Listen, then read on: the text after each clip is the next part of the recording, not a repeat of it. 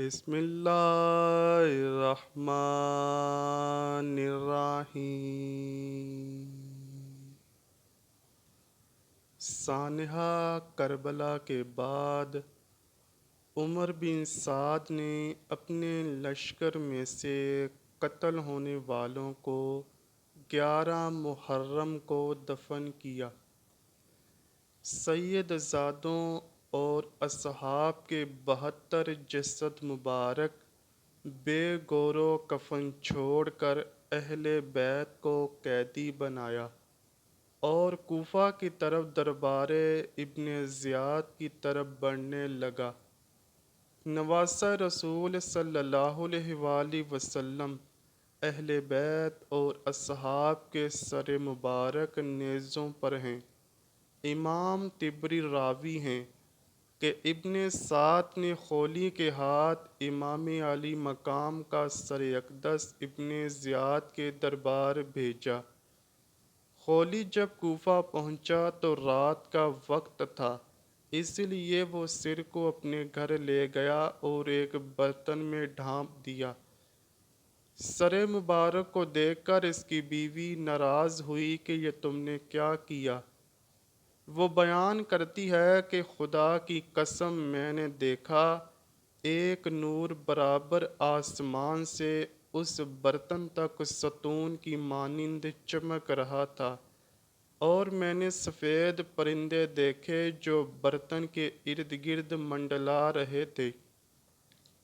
صبح اسیران کربلا اور نواسہ رسول صلی اللہ علیہ وآلہ وسلم کے سر مبارک کو ابن زیاد کے دربار میں پیش کیا گیا۔ عبید اللہ ابن زیاد کی سیدہ حضرت زینب رضی اللہ تعالیٰ عنہا سے گفتگو اور آپ کے دیے جانے والے جوابات بھی تاریخی کتابوں میں سنہری حروف سے لکھے ہیں اور نہایت پرسوز ہیں۔ حضرت زینب رضی اللہ تعالیٰ عنہا اور عبید اللہ کی باہمی گفتگو دربار میں موجود حاضرین پر نہایت اثر انداز ہوئی۔ کوفہ میں ہونے والے دلخراش واقعات میں سے ایک واقعہ یہ ہے کہ عبید اللہ کے پاس جب سید الشہداء حضرت امام حسین کا سر مبارک پیش ہوا تو اس نے اپنے ہاتھ میں موجود چھڑی کے ساتھ آپ کے ہونٹوں اور دانتوں کی بے حرمتی کی، تو دربار میں موجود صحابی رسول زید بن ارقم رضی اللہ تعالیٰ عنہ یہ گستاخی دیکھ کر رونے لگے اور کہنے لگے، اس چھڑی کو ان ہونٹوں سے اٹھا لو۔ خدا کی قسم میں نے کئی مرتبہ ان ہونٹوں پر رسول اللہ صلی اللہ علیہ وآلہ وسلم کو بوسے لیتے دیکھا ہے۔ ابن زیاد یہ سن کر چلا اٹھا، خدا تجھے رلائے، کس چیز پر آنسو بہاتے ہو؟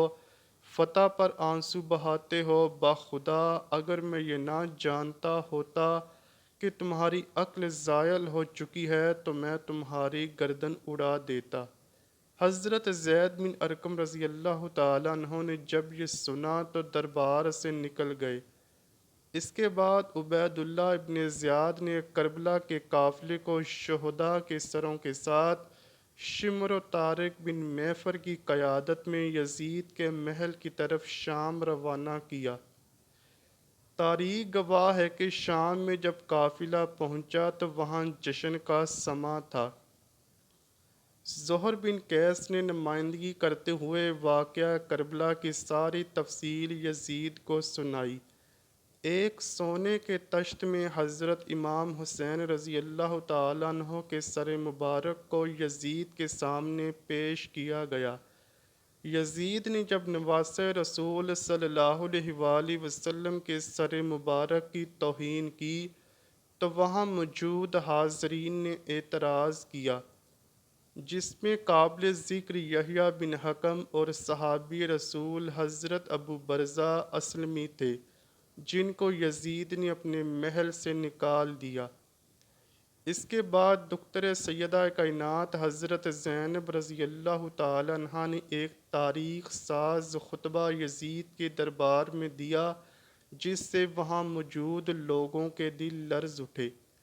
یزید جب پشیمان ہوا تو اس نے قافلے کو آزاد کرتے ہوئے مدینے بھیجا۔ مدینے کے لوگوں کو واقعہ کربلا کی خبر مل چکی تھی۔ جیسے قافلہ مدینے پہنچا تو وہاں قیامت برپا ہو گئی۔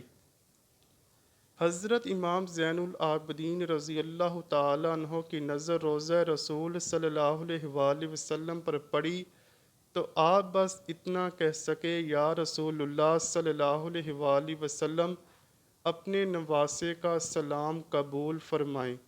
بس اس کے بعد مدینے میں ایک نہ تھمنے والا آنسوؤں کا سیلاب آیا۔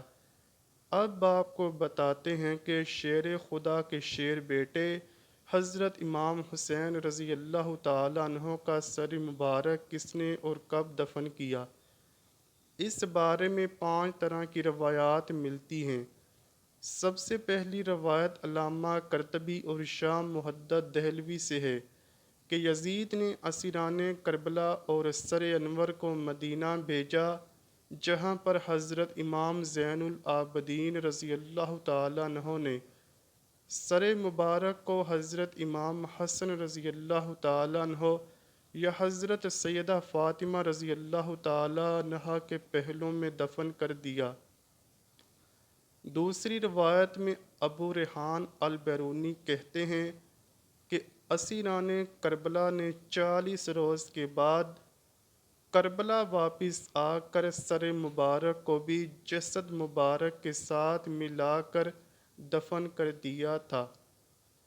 تیسری روایت یہ ہے کہ یزید کے حکم پر سر امام حسین رضی اللہ تعالیٰ عنہ کو ہر شہر میں لے جایا گیا۔ سر مبارک جب اسکلان پہنچا تو وہاں کے امیر نے اسے دفن کر دیا۔ چوتھی روایت یہ ہے کہ اسکلان میں جب فرنگیوں کی حکومت قائم ہوئی تو 548 ہجری میں طلحہ بن زریق نائب مصر نے اسکلان سے سر انور کو لیا اور وہ اسے مصر لے گیا۔ وہاں اس نے مشہد حسینی بنوا دیا۔ اس کے متعلق علامہ ابن حجر حیثمی مکی روایت فرماتے ہیں کہ سلیمان بن عبد الملک نے حضور صلی اللہ علیہ وآلہ وسلم کو خواب میں دیکھا کہ آپ اس کے ساتھ ملاطفت فرما رہے ہیں اور اس کو بشارت دے رہے ہیں۔ تو صبح اس نے حضرت امام حسن بصری سے اس کی تعبیر پوچھی۔ انہوں نے فرمایا، شاید تم نے رسول اللہ صلی اللہ علیہ وآلہ وسلم کی آل کے ساتھ کوئی بھلائی کی ہے۔ وہ کہنے لگا، ہاں مجھے ایک ہی بات یاد ہے، میں نے نواسہ رسول صلی اللہ علیہ وآلہ وسلم حضرت امام حسین رضی اللہ تعالیٰ عنہ کے سر مبارک کو خزانہ یزید میں دیکھا تو میں نے ان کو 5 کپڑوں کا کفن پہنایا اور میں نے اپنے ساتھیوں کے ساتھ ان پر نماز جنازہ پڑھی، انہیں قبر میں دفن کر دیا۔